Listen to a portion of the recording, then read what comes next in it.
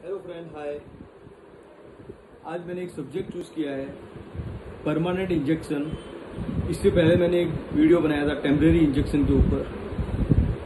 आज मैं आपके साथ में परमानेंट इंजेक्शन के ऊपर डिस्कशन करना चाहता हूं। पहले तो सबसे पहले मैं आपको ये बताना चाहता हूं कि परमानेंट इंजेक्शन का किसी भी तरह का प्रावधान सीपीसी 1908 में नहीं दिया गया है। इसका प्रावधान स्पेसिफिक रिलीफ एक्ट 1963 SRA 1963 में दिया गया है।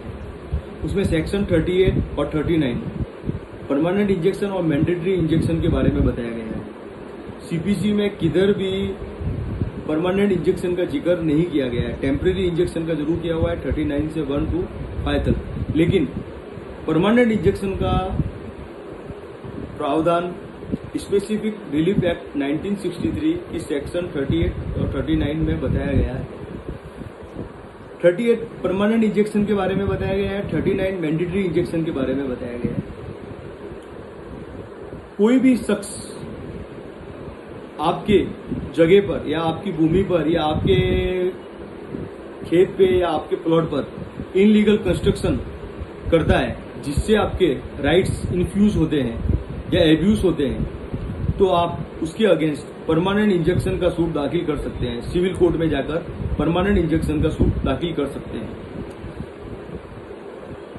अगर आपको लगता है कि अगले बंदे ने आपके जमीन पर कोई कंस्ट्रक्शन बना दिया है, तो आप उसको डिमोलेशन करने के लिए भी मैंडेटरी इंजेक्शन का सूट दाखिल कर सकते हैं। परमानेंट इंजेक्शन और मैंडेटरी इंजेक्शन को आप साथ में भी दाखिल कर सकते हैं, साथ में भी रिलीफ मांग सकते हैं। जो आप सूट दाखिल करेंगे उसके अंदर प्रेयर में आप मैंडेटरी और परमानेंट दोनों की प्रेयर कर सकते हैं। सपोज मानिए ए ने बी की जमीन पर अपना निर्माण करवा दिया और बी को मालूम चलता है कि ए मेरी जगह पे निर्माण कार्य कर रहा है, तो उसको रोकने के लिए वो कोर्ट में जाकर परमानेंट इंजेक्शन ले सकता है। सेकंड एग्जांपल, ए बी के घर में किराए पे रहता है और बी उस किराए के घर पर कुछ निर्माण कार्य करवाता है और ए को कुछ समय बाद मालूम चलता है कि बी मेरे घर पर निर्माण कार्य करवा रहा है, तो उसको रोकने के लिए वो परमानेंट इंजेक्शन और मैंडेटरी इंजेक्शन दोनों कर सकता है और उस कार्य को रोका सकता है और रोकाने के बाद उसको डिमोलेशन करवा सकता है। आप ध्यान से समझिएगा, परमानेंट इंजेक्शन और मैंडेटरी इंजेक्शन अपन साथ में रिलीफ ले सकते हैं। अगर आपके राइट्स इन्फ्यूज हो रहे हैं या एब्यूज हो रहे हैं आपके राइट्स, तो आप सिविल कोर्ट में जाकर परमानेंट इंजेक्शन और मैंडेटरी इंजेक्शन की मांग कर सकते हैं। इसके बहुत सारे सुप्रीम कोर्ट के जजमेंट्स हैं, मैं उसके बारे में एक एक करके आपको बताना चाहता हूं। अब जजमेंट्स कुछ बराबर से सुनिएगा और जजमेंट को अगर आप हो सके तो आप उनको लिख भी सकते हैं। उस जजमेंट के बारे में मैं आपको बताना चाहता हूं। सबसे पहला जजमेंट है Athula Sudhakar versus P Bachchu Reddy, AIR 2008 SC 2033। दूसरा जजमेंट है academy of general education versus B Malini 2009-4 SSC 256। तीसरा जजमेंट है municipal of council versus Mahendra Kumar AIR 2008 SSC 2507। अगला जजमेंट है Hardesh O private limited versus Hede and company 2007 5 SSC 614।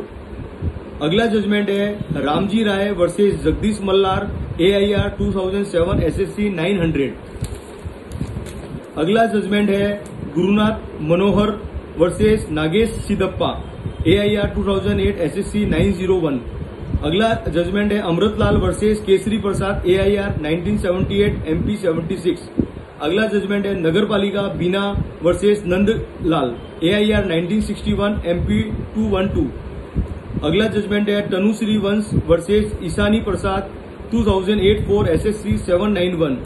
अगला जजमेंट है Pratap Rai and Kothari versus Jan Beguni AIR 1999 SSC 166। अगला judgment है Ram Gonar versus Vadarappan Naidu AIR 2004 SSC 4609। अगला judgment है Hindustan petroleum corporation limited versus Shri Narayan 2002 5 SSC 760। ये सारे जजमेंट परमानेंट और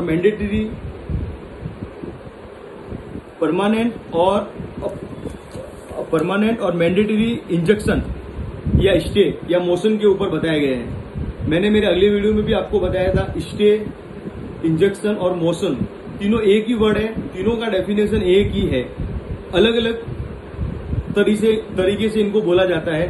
मोस्टली लीगल वे में इसको इंजेक्शन ही बोला जाता है, इंजेक्शन या स्टे ही बोला जाता है। परमानेंट और मैंडेटरी इंजेक्शन के ऊपर ये सारे जजमेंट है।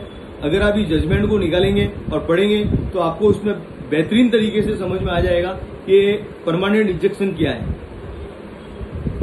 मैंने आपको एग्जाम्पल के साथ समझाया है कि परमानेंट और मैंडेटरी स्टे को कब यूज में ले सकते हैं।